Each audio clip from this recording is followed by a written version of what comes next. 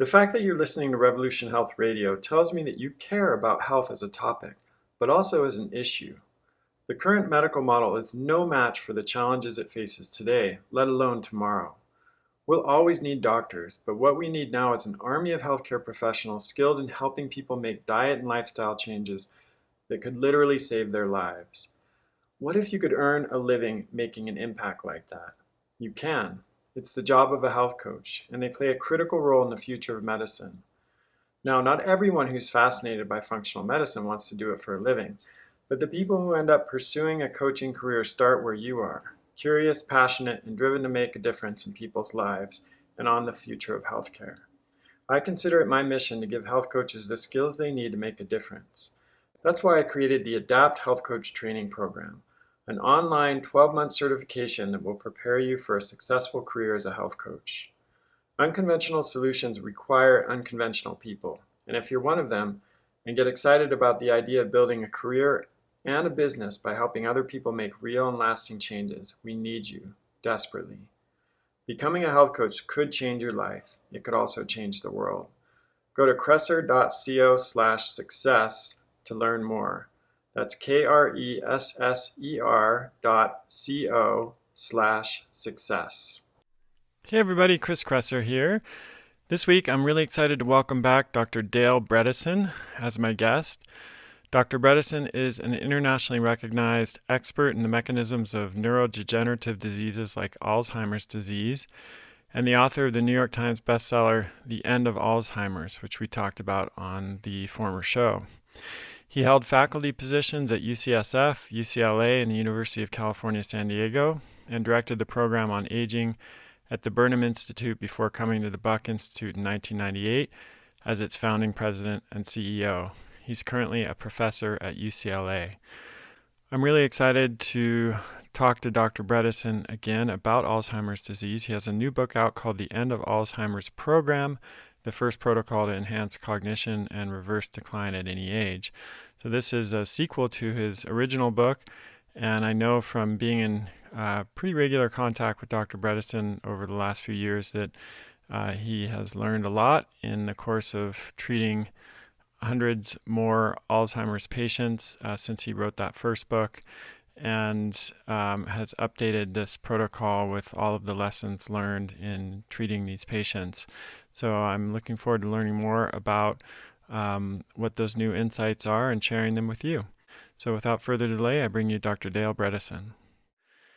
Dale, it's such a pleasure to have you back on the show. I've been really looking forward to this conversation. Great to be back, Chris. Thanks very much.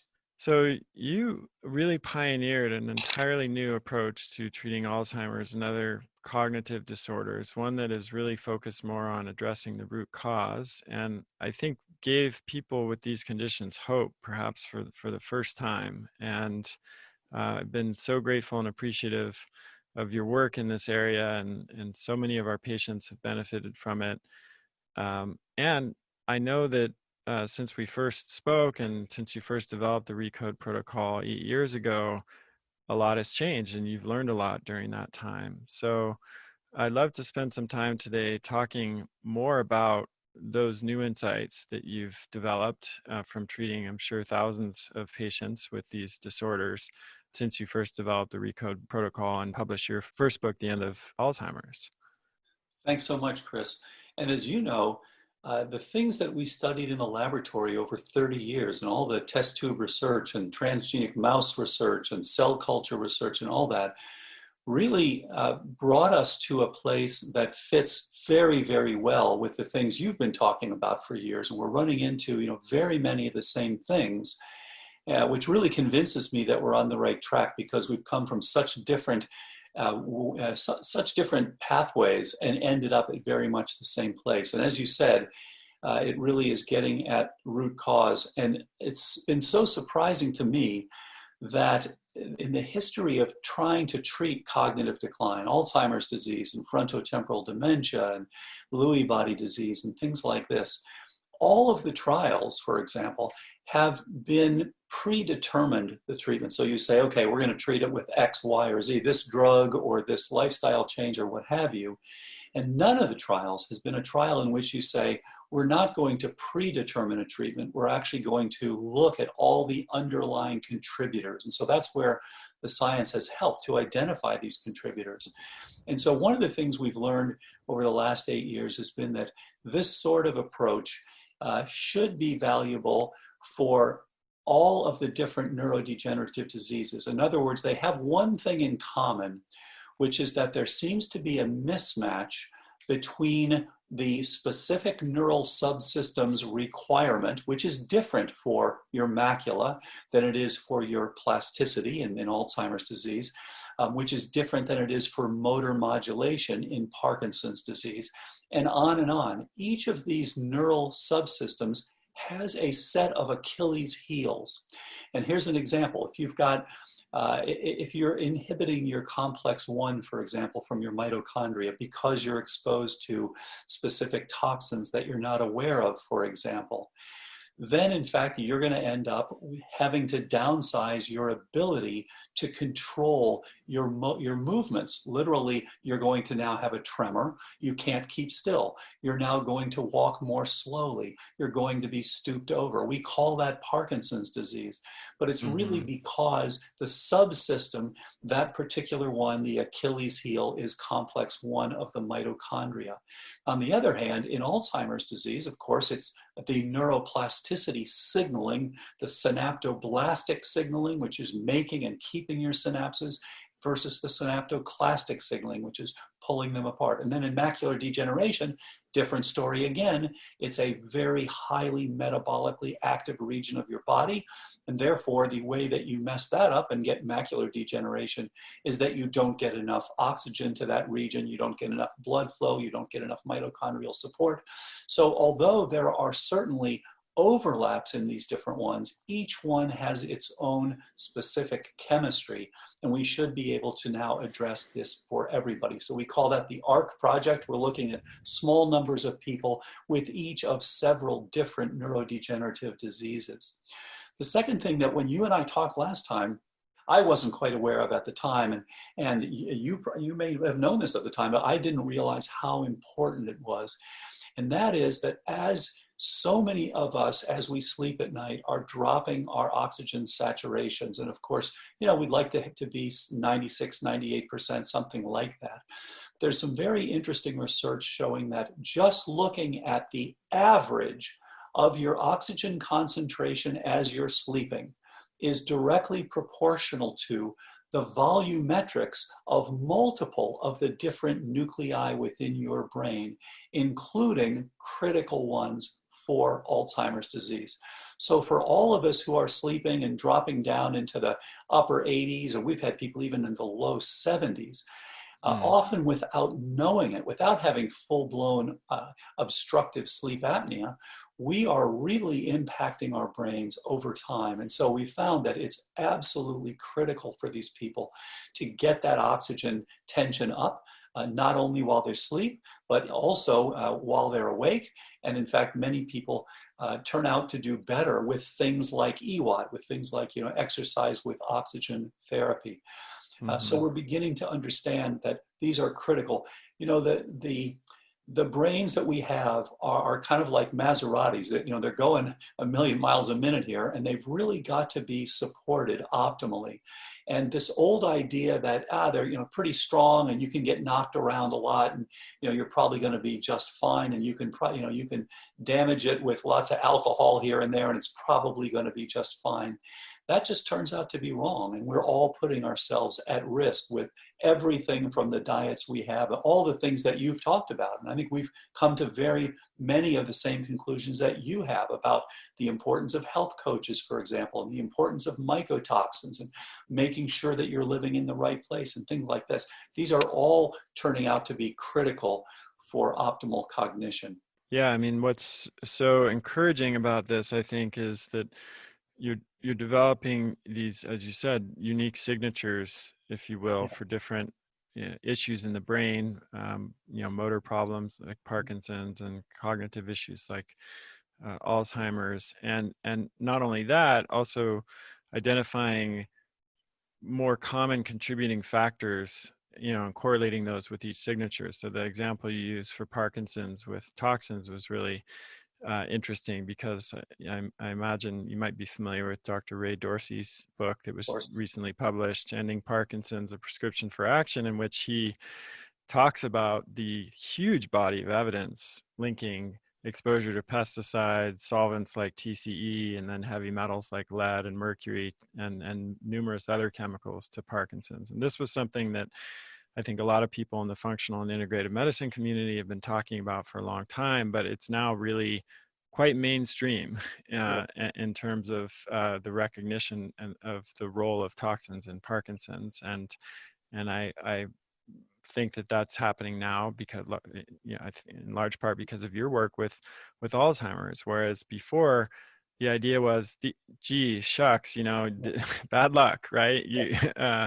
This just must be your genes that predispose you to getting these diseases. We don't really know why they occur, and therefore we don't really have much to offer other than a drug to try to slow the progression. Although, as you pointed out before, no such drug has really ever even been developed in the case of Alzheimer's, despite 25 years of effort. Right.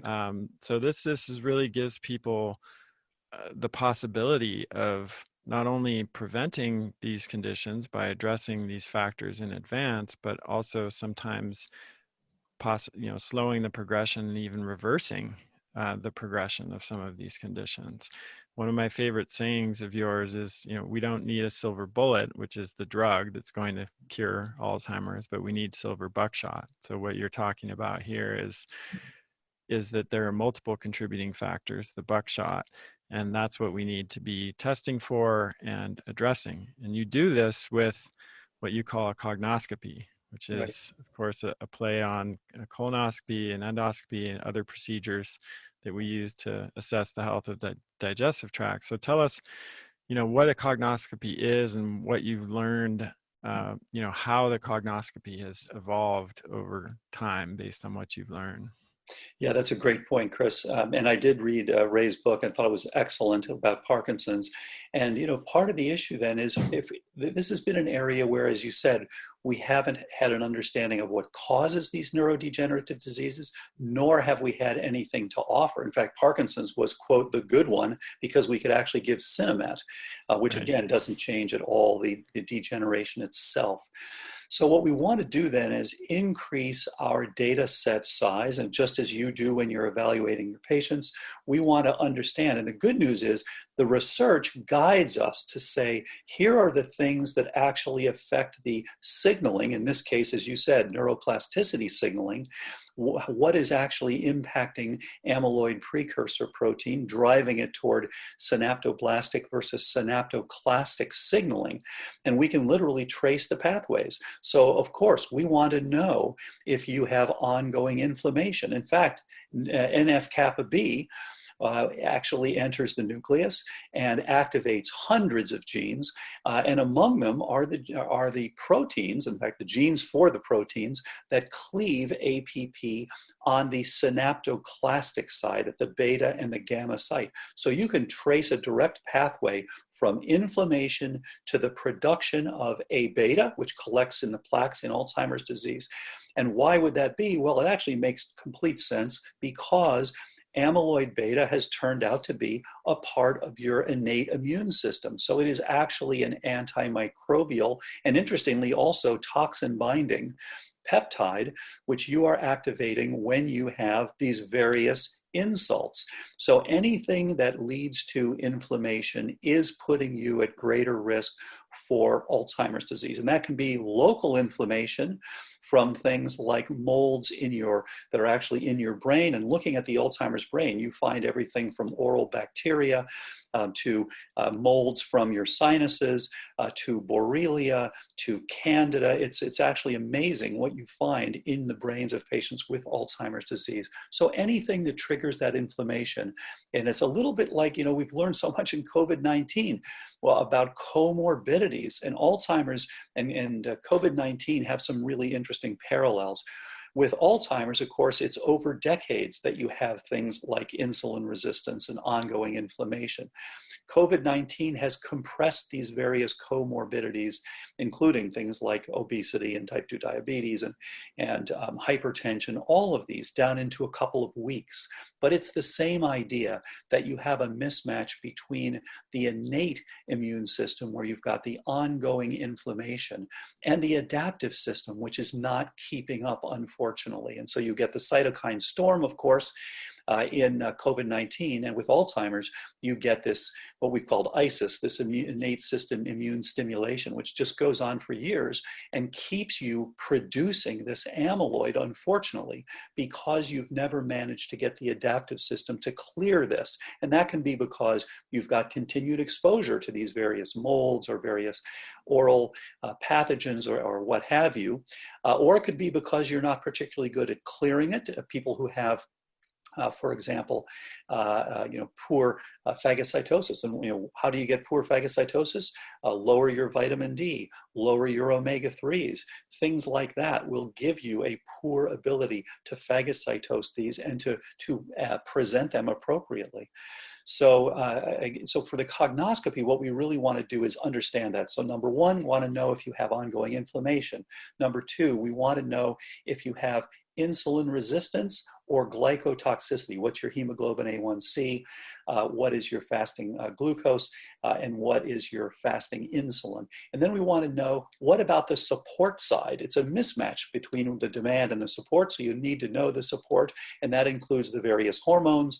Estradiol, closely linked, as you know, to Alzheimer's disease. Testosterone, critical. Progesterone, pregnenolone, DHEA, free T3, free T4, reverse T3, all these sorts of things. So we want to know your support. We'd like to know your BDNF and your NGF. There's not a simple way to measure that directly in the brain right now.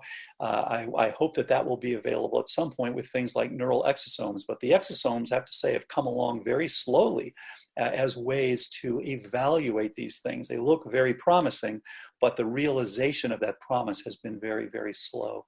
And then we want to know, just as you indicated, about the various toxins. Absolutely critical. And that's been another thing over the last 8 years that has really shocked me, because I was never taught in neurology residency that Alzheimer's disease was going to be often due to biotoxins. But it's turned out, as you know, that this has been a huge problem. So the toxins, basically 3 different groups. We want to know about metals, and especially mercury, which is the most important one for Alzheimer's disease. And then other ones that can contribute, things like copper load and iron load, things like that. Lead and arsenic and all these sorts of things. And then we want to know about other inorganics, because air pollution has emerged just over the last few years as being a very clear player in risk for Alzheimer's disease. And then the second group we want to know are the organics, of course. So we'd like to know propylene oxide. We'd like to know acrolein. Acrolein is coming out repeatedly as something that is putting people at risk, which has been a bit of a surprise.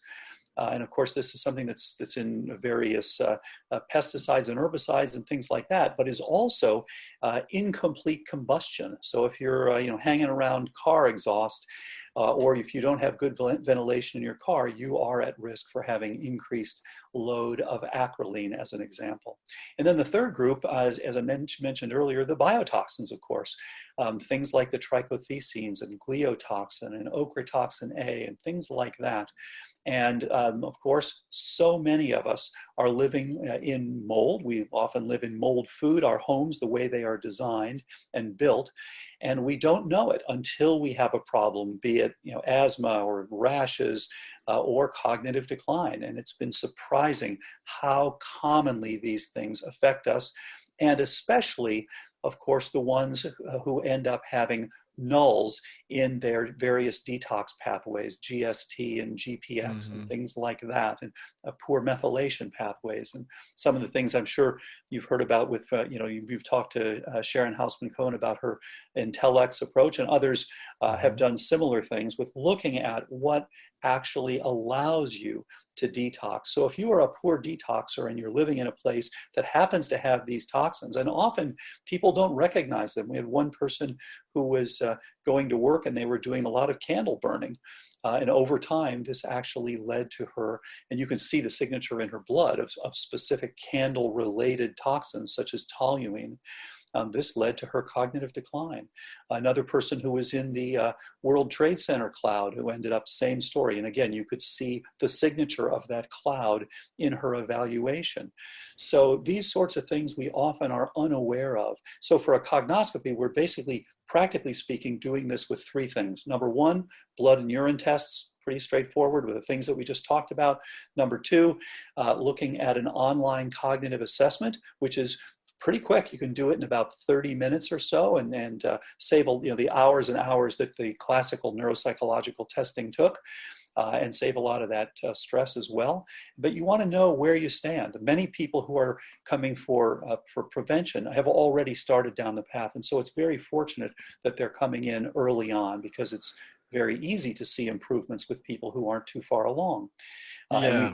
And we see it later, but not always as easy. And then the third thing is, if you've got symptoms, you also want to make sure to have an MRI and include the volumetrics so that you can see if you have any shrinkage, any atrophy in your hippocampal region especially.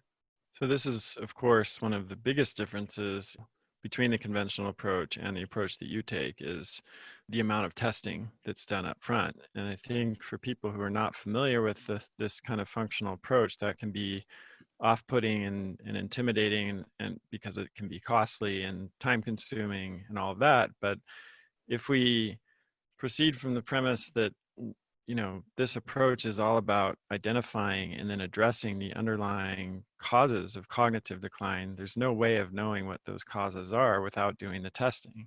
And even though you may need to spend more money and time doing that testing up front, if it can lead to slowing the progression or even reversing the progression of this disease, there are very few people, I think, that would say that that's not worth the effort and time up front. I think it's just such a different approach and so different than from what is offered in the conventional paradigm that people may be surprised or unfamiliar with that. So what has your experience been with that? And of course, one of the challenges that we both face is that a lot of this testing isn't currently covered by insurance, and so this kind of approach is not accessible to people who aren't able to afford this testing up front. So what have you seen in regards to this, and what do you think is possible going forward?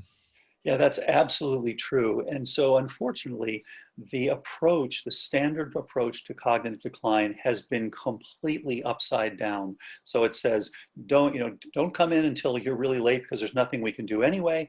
And then we're going to check a small number of things because nobody knows what causes this. There's nothing we can do about it. Then we're going to give you a drug that doesn't work. And then you're going to spend the vast majority of your money on a nursing home. That's just the opposite of what should be done.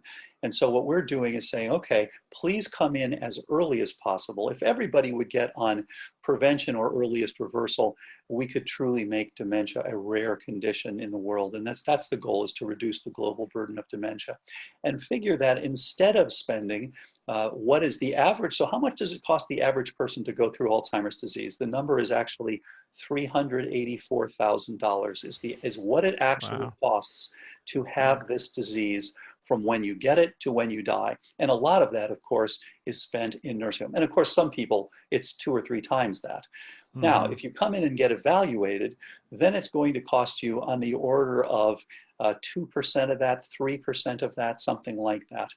And so, yes, it's going to cost you something, but what better investment could there be than an investment in your brain, where you're going to prevent these nursing home bills, keep yourself out of the nursing home, and hopefully keep yourself sharp for decades to come.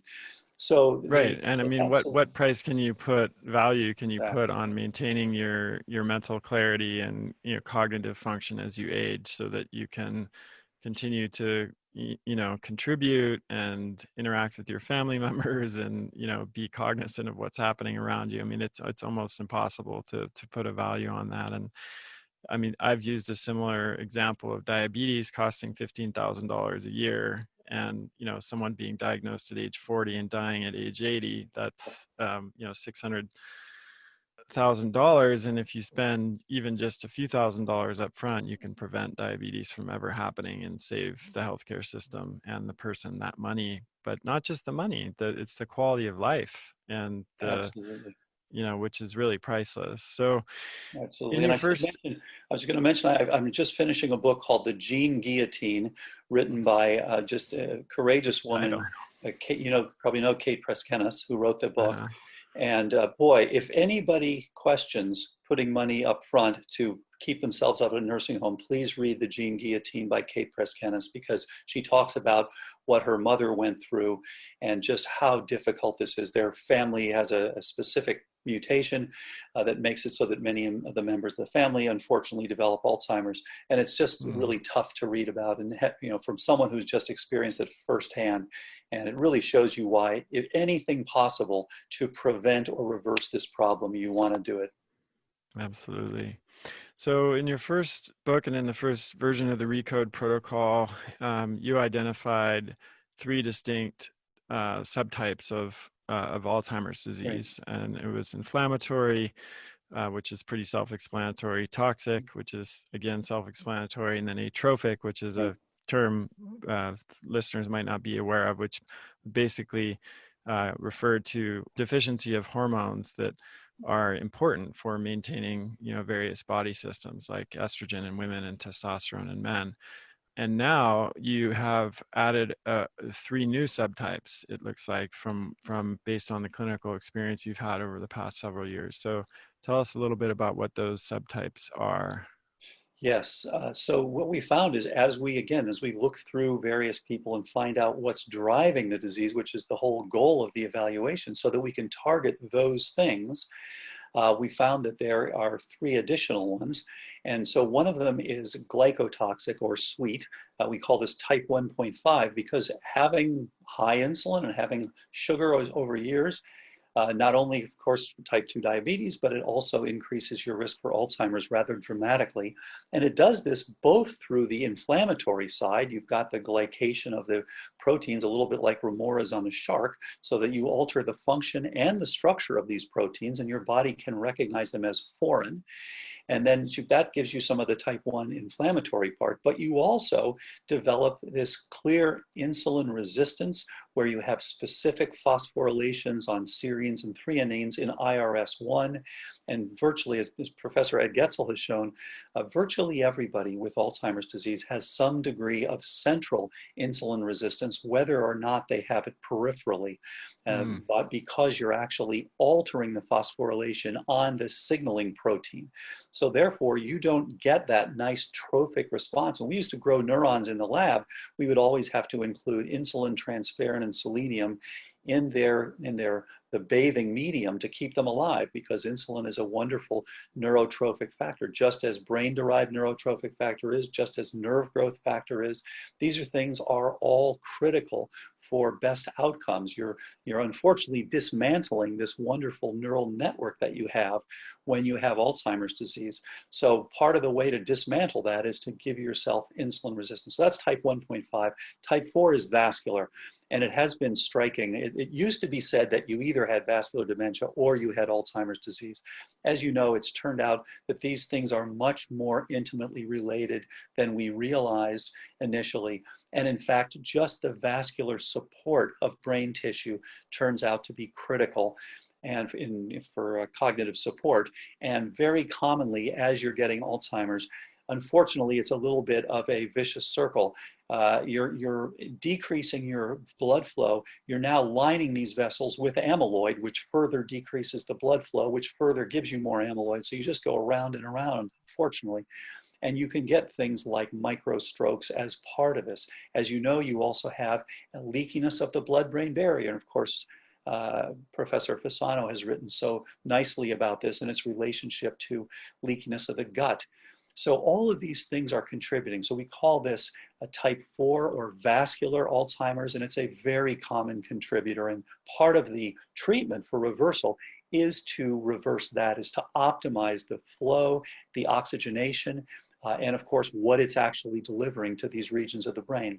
And then type 5 is traumatic. Of course, there are many people who do have increased risk for cognitive decline being related to head trauma. We think often about CTE, about chronic traumatic encephalopathy, which was so nicely shown in the film Concussion with Will Smith. But in fact, there are a lot of people who do have Alzheimer's also related to this. And basically, CTE is a little bit like Alzheimer's, but you've just been effective enough at clearing out the amyloid. So what you're left with is a tauopathy that we call CTE. And that you can actually pick up because they tend to have the triad of aggression, depression, and dementia. So if you see that triad, then you really have to think about a component of trauma. So these are the things that we're running into again and again and again. Addressing these and understanding where they came from, as you said earlier, where the root cause analysis, I think, is really linking the basic science very nicely with the functional medicine. Let's talk a little bit more about oral health. We actually touched on it kind of indirectly when you were mentioning hypoxia and apnea, not necessarily full-blown sleep apnea. I think this is a mistake that's often made where somebody goes in, gets a sleep study, and the doctor says, hey, good news, you don't have, apnea, but you maybe have some transient low oxygen events. And the implication there is that there's no risk, but you've shown, there's lots of data that shows, as you mentioned earlier, that there may actually be risk even with mild hypoxia. Yes. And one of the potential causes of hypoxia is malocclusion of the jaw, the lower jaw recessed, and when you're lying down, that makes the airway narrower and makes it harder to breathe. So that's one of the potential causes of apnea. And there are dentists out there who are now doing what is sometimes called dental orthopedics, where they use devices to bring the lower jaw forward and open the airway. And this can be done with, mandibular advancement devices, which is kind of a temporary, non-permanent fix, or it can be done with devices like the ALF or Invisalign that can, more permanently change the structure of the jaw and open the airway. But there are other aspects of oral health, I think, that we know more about now as contributors to cognitive decline. Let's talk a little bit about those. Yeah, that's absolutely right. And that's been one of the common causes that we didn't think was such an important cause 6 years ago with the first paper, and it has turned out to be very common. So in fact, a lot of your risk for Alzheimer's does come from the oral region. You can start with things like, as you said, reduced airway with obstructive sleep apnea. Then you look at the mercury that people have with their amalgams. And then you look at the oral microbiome. And you and I touched on this before, talking about the rhinosinal microbiome a few years ago. Of course, we think a lot about the gut and the gut microbiome, but the oral microbiome turns out to be incredibly important. And just as we think about, okay, it's not about having the germs or not having the bugs, not having the bacteria, et cetera, it's really more about what the distribution is. So there are very specific pathogens, and you can start with Porphyromonas gingivalis is one, T. denticola, F. nucleatum, Prevotella intermedia, all these. There are specific pathogens that really form the basis for very significant periodontitis and gingivitis. And these are the guys that you don't want access to your brain. And so a good test is just to look at an oral DNA test to look at whether, in fact, you have a lot of these pathogens, or whether, in fact, your oral microbiome is in good shape. And it turns out to be a very important thing. So one of the things that we suggest for many of these people is dental side and toothpaste and dental side and mouthwash. You're trying to improve your microbiome. These things are found in the brains of patients with Alzheimer's disease. It's not 100% clear how it is that they're getting from the mouth to the brain, but somehow they indeed are. In addition to these various pathogens, of course, you've also got herpes simplex type 1 on the lip, which many of us have as outbreaks again and again. And some very nice work out of Taiwan showing that people, as they were aging, who actually dealt with this as they got the outbreaks, reduced their risk for dementia rather markedly, more than 50% reduction in their dementia. And of course, Professor Ruth Itzhaki has spent her entire career showing the relationship between herpes simplex 1 and risk for Alzheimer's disease. It is unlikely to be the only cause, and so many times we hear, well, so this is what it is, or that is what it is. Right. It doesn't seem to be one thing. It is a pathology. The pathologists say this is what Alzheimer's is, and we've got to look evaluating these patients. We've got to look at what is driving that pathology, and certainly recurrent herpes, HHV6A, is another important one. So all of these things, and HHV6A probably coming in through the sinuses. So no question, as you indicated, many things from the oral and dental region, very important. Periodontitis, gingivitis, amalgams, herpes simplex lip, again and again and again. These things are critical in your risk, and so good things to evaluate and take care of. Mm-hmm. So I want to talk a little bit about diet, because I know you have a relatively new program that wasn't fully conceptualized. So the last time we talked and had you on the show, called the KetoFLEX 12-3 lifestyle approach and brain food pyramid. Right. So tell us what this is and how you arrived at this approach for cognitive decline. Yeah, and of course, you know far more about diet than I do. We are just asking, what is the way that we can drive a person's biochemistry toward producing and maintaining synapses? How do we get there? And there are lots of ways to do that, and diet is an important part of it, perhaps the most important part of it. And so what's come up again and again, and again, I'm agnostic. Things, this may change over time, but what has worked so far and what has been published to be working so far is something that will drive you, as you know, into mild ketosis. You want to be in that 1.0 to 4.0 millimolar beta hydroxybutyrate range. Something that has high fiber, something that has a number of colorful plant things like acanthocyanins and on and all the various colorful things that we're looking at, polyphenols and so forth, so on, that have been shown to inhibit cognitive decline. And you want to have appropriate fasting. And then, of course, the fiber, critical for your glycemic index, for your lipid profile, for detox. It's amazing how important that is. So if you put all these things together and ask, what is a diet that actually works? We call this KetoFLEX 12-3. And the idea is it's mildly ketotic, it's plant-rich, and sure, fish, wonderful. Make sure they're not high mercury fish, but smash fish, things like that, and getting appropriate omega-3s. Very, very important. And obviously high choline. One of the things that's been striking to me in the last few years is how many of us are deficient in choline. That's one of the I've seen 97% is one really estimate that I've seen. Yeah. Incredible. Yeah. Don't get enough. Yeah. Yeah, incredible. So, we should be getting about 550 milligrams of choline per day. And one of the things I've been doing during COVID-19 is going through my own chronometer each day and just see where I stand. And I find, just like the vast majority of Americans, I do not typically get enough choline unless I make sure to add some to my diet. And, my gosh, that's one of the last things you want to be low on, because acetylcholine, made from the choline, is the most critical transmitter for memory. So again, if you want to give yourself Alzheimer's disease, make sure you're low in choline as well as these other things. And so that's the sort of diet you want to have. KetoFLEX, it's ketotic.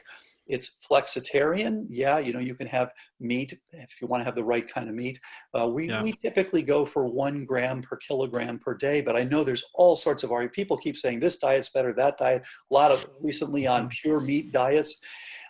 Nothing has been, and for some people with autoimmune disease, it seems to be helpful. Hallelujah, whatever works. But so far, nothing has been published to suggest that a pure meat diet is the best thing for your cognition. So the KetoFLEX 12-3, you want a minimum of 12 hours of fasting and a minimum of 3 hours between finishing the last meal and going to bed. So when you put those things together, you seem to get the best outcomes. And we see people become more insulin sensitive. We see them drive themselves into mild ketosis. We see them improve their cognition. And most importantly, we see them sustain their improvements. And that's probably the most important single thing of all. We have people who are now over 8 years on this protocol because the first person started April of 2012 and still sustaining their cognition and really well. So that's the most important piece. We'd like to target the things that are causing it so that we can get you better and keep you better for years to come. Yeah, we use a similar approach. That's a combination of ketogenic diet, intermittent fasting, and also some longer periods of fasting with refeeds, and have just incredible results with that. And we use lots and lots of different elements of your protocol, and I still see diet often making the biggest difference, especially in terms of the longer term result. And as you said, people being able to maintain the changes over a sustained period of time. Yes. On that note, I'd love to step back a little bit and talk about just what you've seen in the past decade of using this protocol and refining and tweaking it, because still I think in most people's minds the diagnosis of Alzheimer's is just a death sentence, and it's also kind of assumed that it will just progress and get worse. That's the only direction that it's going to go. And so I'm curious to know what you have witnessed over this past decade in terms of the range of possible outcomes. I know, of course, it varies based on so many different factors, many of which we've already covered. People's genetics, their epigenetics, their contributing triggers and factors that you're addressing, and how successful you can be in doing that, their compliance with the protocol, where they live, whether they're able to get out of their exposure to biotoxins, if they're living in a moldy, all these factors, of course, determine the outcomes. But is there anything general that you can tell us about the types of outcomes that you're seeing and what people could expect if they themselves have a cognitive issue, or maybe a family member does, and they're thinking about going down this road? Absolutely. And we just published a paper in 2018 documenting 100 cases in which all 100 had improvements, so that we could see improvements in electrophysiology, improvements in volumetrics. And so we've been able to gather some more data. For many people, as you know, people are out there practicing and they don't always get a baseline. They don't always get the follow-up data, but where we do have it, in those 100 patients, all of them improved. Now, of course, that wasn't the denominator. There were others who didn't, but those were the ones that we wrote up as, here are 100 people. It's not just 10. Here are 100 who we have clear evidence of improvement.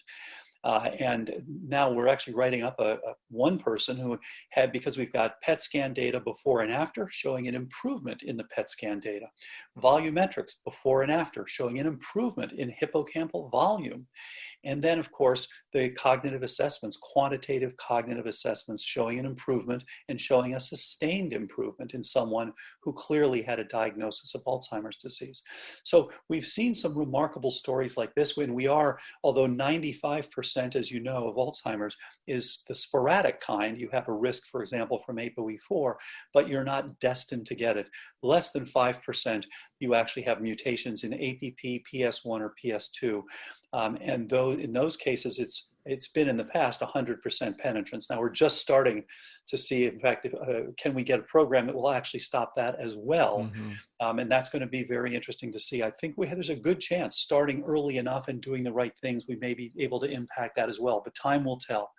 We've had people, just a couple quick examples. Someone who came in saying, I'm here for prevention, ended up having a MoCA score of 23, so was well into MCI already.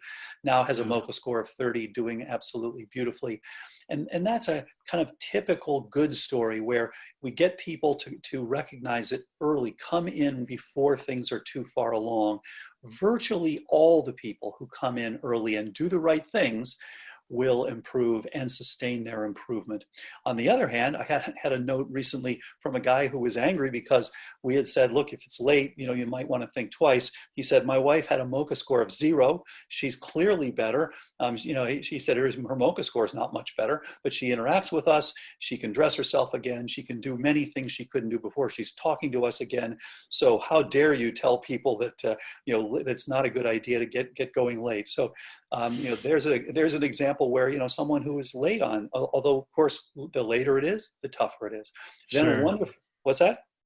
I said, sure. Yeah, that's true with just about any condition we know of, right? Exactly. An Yeah, ounce of prevention is worth a pound of cure, as Ben Franklin told absolutely. us. And then you probably know Dr. Heather Sanderson from San Diego, who's opened what she calls Marama, which is the first assisted living facility that focuses on this protocol.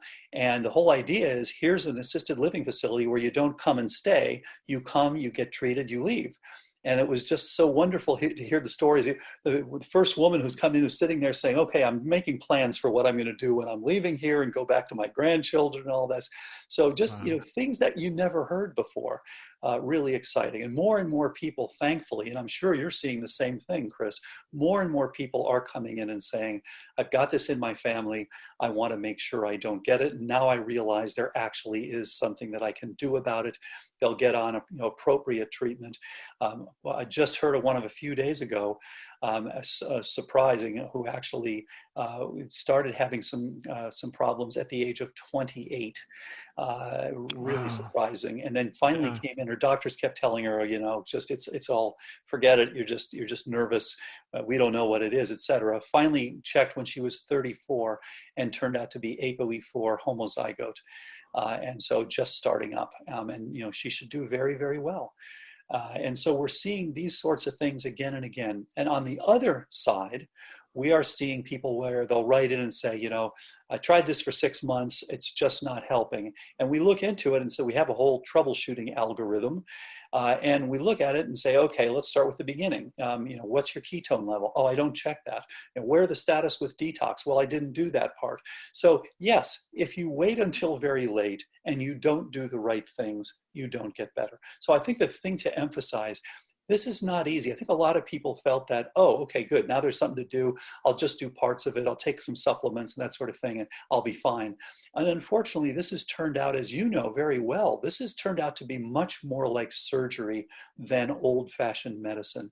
You have people like yourself that are getting repeatedly good results, and others.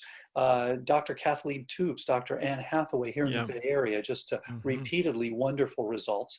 And you have other people who are just not getting good results repeatedly because they're not doing things right, or they're not getting the people to change their behaviors. They're literally not changing that biochemistry. This is all about changing the critical signaling in your brain so that you can turn around from pulling back on the synapses to now laying them down and sustaining them. And you just can't do it partway. Right. And this is where we both arrived at the importance of health coaching, because Yes. there are obviously a lot of moving parts with a protocol like this. And especially if someone is dealing with cognitive challenges, it's going to be even more difficult for them to comply with it and stick with it. So this is where a health coach can be a huge asset. Absolutely. I think the health coaches are some of the most important people because they are the ones that are determining whether the person who's trying to get better is going to have their best chance or not. I know I should add, we're just coming out with pre-code. We have recode, as you said, which is for reversal of cognitive decline. So we're just releasing pre-code for prevention of cognitive decline, which is a simpler Right. protocol, fewer things you have to measure, fewer things you have to do, which we believe everybody should be on for prevention, and a specific group of people who are the caretakers. As you know, the caretakers for people with Mhm. dementia are at high risk for stress-related conditions such as hypertension, cerebral hemorrhage, gastric ulcers, things like that. And so we hope that, in fact, everybody will ultimately be on prevention. Yeah, when they want to study the effects of stress, they go get a bunch of caretakers and enroll Yeah, them in the study. That's how bad it is. exactly This right. is this has just been fascinating conversation, Dale, and I'm again so grateful for all of the work you've done in this area and giving people hope in who didn't have any cause for hope before. I mean, it's just such important work, and I applaud you for it. It's given me the ability to help these kinds of patients in a way that I wasn't able to before. So I'm very appreciative of that. So let's talk a little bit about resources. So let's say somebody's listening to this, they suspect they might be dealing with, the early stages of cognitive impairment. Perhaps they have a family member that is, or they're dealing with later stages. If they're interested in doing this protocol, where can they go to get help? Yeah, and let me first say, Chris, I appreciate your leadership role over the years. You've trained so many people, so much teaching, so much clarification of where this is all going, and always being on the leading edge. So thank you very much for all the things you're doing. With respect to the where do people go, they can go to mycognoscopy.com or drbredesen.com, drbredesen.com, to get more information. They also can get more information either in the book, The End of Alzheimer's, or which is now in 32 languages, or they can get it from the End of Alzheimer's program, which will be out on August 18th. Tell us a little bit about this book versus the first book. If someone has not yet read the first book, should they start there, or is this book contain much of that material as well as updates? What would you recommend there? Great point. So the first book is conceptual. It's all about, okay, here's what the research told us Alzheimer's actually is. That's been the big problem, as you know. People don't know what it is. It's called a name, Alzheimer's. It's like saying when you take your car into the mechanic, oh, we know what this is. This is called car not working syndrome. It's just a name. It doesn't mean anything. And so you really want to know what's driving it. And that's the first book was about the concept. And then it began with, okay, well, then that means you probably want to do this, that, and the other. Everybody said after the first book, hey, but wait a minute, we want more specific. We want details. What are the URLs? Where do we go? What are the workarounds? How do you troubleshoot? What if this is not working for me? All of these sorts of things. When should I get on this? What brands should I buy? All that. And so what I did was to link up with someone who's doing this daily and who's done exceedingly well. And this is Julie G., who is the one who started apoe4.info, which is a wonderful place for many people to look at. Very helpful with respect to people who are ApoE4 positive. And so Julie and I, and then along with my wife, Aida, who's a clinician. So we have a scientist, a clinician, and a daily user collaborating. So I think this is a unique combination where we can have different pieces of it as a handbook. So within this book, the major part of this new book is a handbook that gives you all of the details. And then in addition to that, we have the new science, the various pieces on dementigens that we didn't know about before, the various pieces, as you mentioned, the new subtypes and things like that. And then finally, can we apply this to other neurodegenerative conditions? And then finally, what's the future here? So this book is about details. So I would say anyone who wants the conceptual background, the first book would be a better one. Anyone who wants the details on how do I do this for myself or my loved one, then I would recommend this book. And as you know, we have a lot of listeners who are both clinicians and health coaches. Yeah. So for those that would wish to pursue training as a practitioner or a health coach, where can they find more information about that? So they can actually do that at apollohealthco.com. You can also get it through drbredesen.com. And there is a training program, and we actually have Recode 2.0 training that is just finishing up, should be available next month in August. And going through, all the updates to the protocol and all those sorts of things.